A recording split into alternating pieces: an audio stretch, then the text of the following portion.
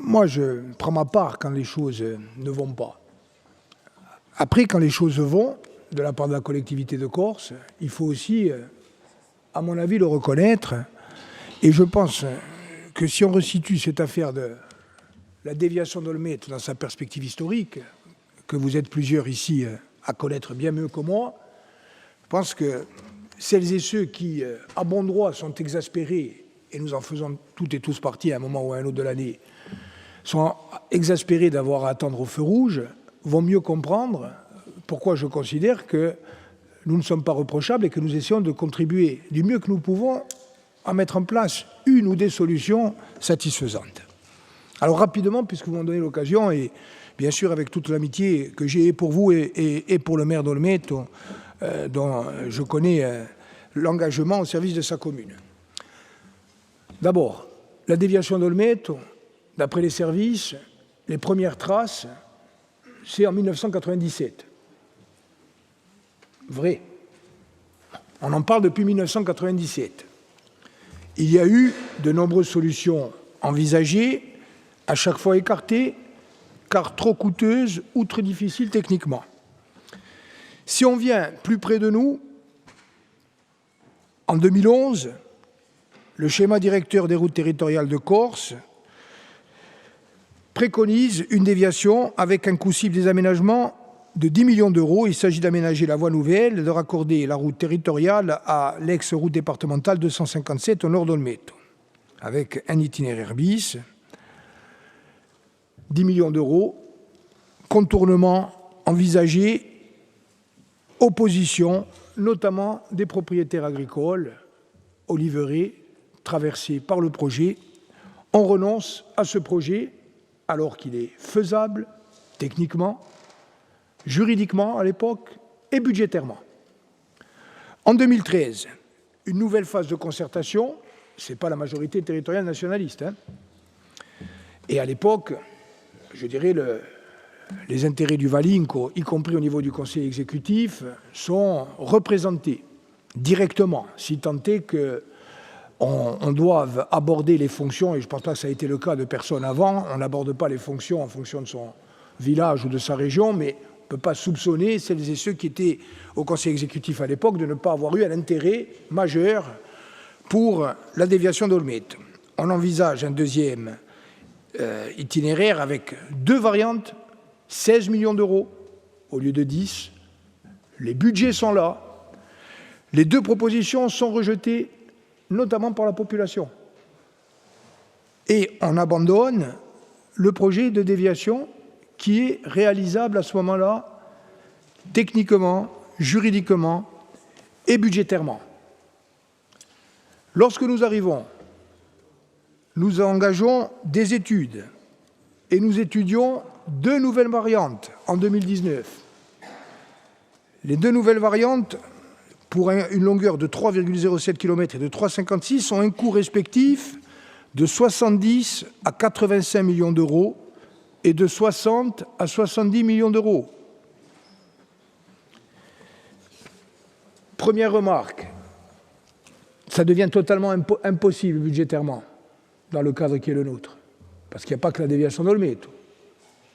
Il y a Saint-Lucie-le-Portivecchio, et puis il y a tout l'état du réseau routier, et puis il y a les ports, et puis il y a les aéroports.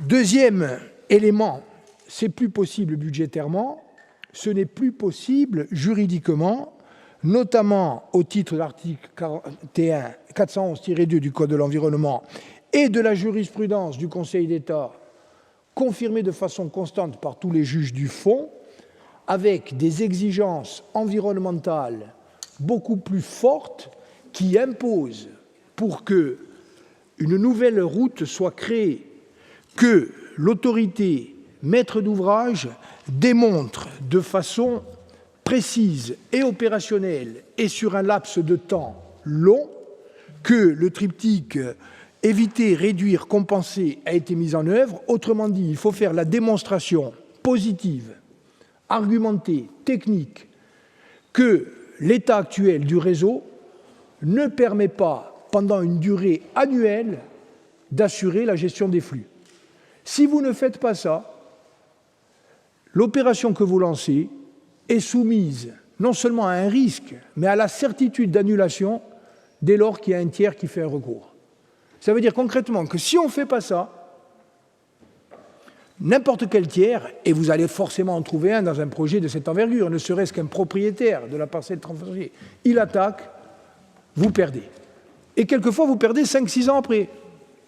Y compris quand on voit, j'ai la jurisprudence sous les yeux, c'est le conseil départemental de Dordogne, si ma mémoire est bonne, qui a été condamné avec des astreintes considérables, alors que les travaux avaient été engagés et que le coût de démolition est estimé à 40 millions d'euros. Donc ils vont payer 40 millions d'euros plus les astreintes tant qu'ils ne font pas. Donc vous voyez dans quelle situation on est.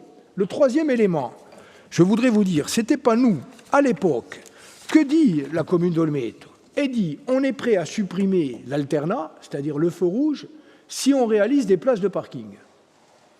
Et il y a une convention qui est signée en 2008, suite à une délibération de l'ex-collectivité de Corse, qui prévoit la réalisation de 3 parkings pour un montant de 2 850 000 € hors taxes.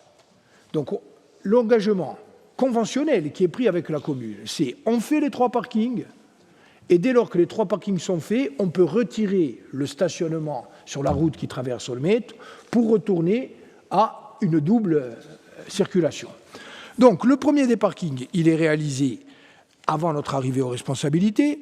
Les 2 autres vont être faits ensuite. On va rajouter 2 autres parkings, notamment le parking de la salle des fêtes, dit de la salle des fêtes. Bon, il n'est pas encore inauguré, on a vu un article où le maire se félicitait, la population aussi. Il y a le parvis, ça fait une place, etc. Coût quand même de 1,8 million d'euros pour 39 places supplémentaires. Autrement dit, on a réalisé 5 parkings pour 136 places supplémentaires contre 30 places de stationnement à supprimer dans la traverse. Donc, en l'état de cet accord, et d'ailleurs le maire l'écrivait en 2021, il m'écrivait en disant seule la réalisation et la dernière phase du parking dit de la Poste est susceptible d'apporter une solution décisive permettant d'envisager la suppression de l'alternat actuel et le rétablissement du double sens de circulation sur ce tronçon. Donc, en l'état de la réalisation, on supprime le feu rouge. Et là, normalement, on doit ouvrir une période d'1 année qui doit nous permettre de démontrer qu'on ne peut pas gérer et qu'on peut aller. Parallèlement, on a engagé les études avec Aegis, etc., pour réfléchir à engager le projet de déviation. Reste après à trouver les financements, etc. Mais on a engagé en temps masqué. Donc, on doit faire l'année pleine. Le problème, c'est que le maire, vous le savez, 8 jours après la suppression du feu, il m'appelle.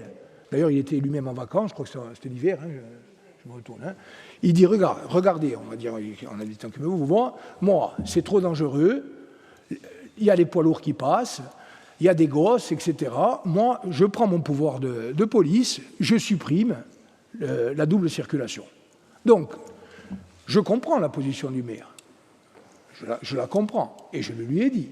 Mais la réalité, si on resitue, sans remonter au calendrier grec, c'est qu'on avait un accord en 2007 de dire on fait 3 parkings, on met l'alternat, on supprime l'alternat. Nous, on en a fait 3 plus 1, on l'a fait. On devait mettre en place et on ne l'a pas fait. Et aujourd'hui, on est en difficulté par rapport à ça. Donc, il va falloir qu'on revoie, y compris avec les services de l'État, etc., toujours la même chose, pour essayer de voir est-ce qu'on peut, en l'État, considérer qu'on a un dossier suffisant sans fragiliser juridiquement. Dernier mot, on avait mis la convention, il y a le feu rouge. Le feu rouge, c'est pour la régulation. On l'a prise en charge, on a prolongé, etc. C'est vrai qu'il y a eu, je ne vous le cache pas, puisque vous voulez savoir l'arrière-plan. Vous pensez bien que ce n'est pas moi qui vais embêter la commune d'Olmeto pour un coût annuel de 35 000 €. Je veux dire, il y a eu certainement une irritation, y compris dans les services, qui se sont sentis désavoués, dans la mesure où ils avaient travaillé longuement à la construction de cet ensemble-là. Et moi, dès que le maire nous a avertis, je veux dire, quelles que soient les circonstances que j'ai exposées aujourd'hui, en faisant la part des choses, je pense que tout le monde est dans son rôle. Je veux dire, nous, s'il faut prendre en charge, on les prendra en charge, bien évidemment. Et par contre, ça laisse entier le problème que je vous ai dit, le risque juridique et surtout comment on fait. comment on fait. Je vous rappelle que pour Santa Lucia Burtivec, on vient d'avoir une demande supplémentaire du conservatoire là, pour le... c'est plus le nom, là, sur les espaces naturels, sur des mesures de compensation, etc., etc. Donc on est confronté à des contraintes juridiques extrêmement fortes, et puis on aura aussi la discussion budgétaire nécessaire. Mais c'est pour ça que je vous dis qu'il faut qu'on ait une programmation, il faut qu'on ait aussi une discussion avec l'État. Je veux dire, et c'est pour ça qu'à mon avis, notre PPI, elle ne peut pas être seulement sur les routes. Je veux dire, si vous mettez demain, sur une enveloppe de 250 millions d'euros, vous mettez 80 millions d'euros pour Olmeto. C'est normal qu'on mette 80 millions d'euros peut-être à Olmeto pour une déviation par rapport à la réalité du flux. Mais tous les autres, tous ceux qui n'auront pas ou qu'on ne pourrait pas, qu'est-ce qu'on va leur dire? C'est pour ça qu'il faut qu'on ait une discussion stratégique, partagée, y compris avec l'État.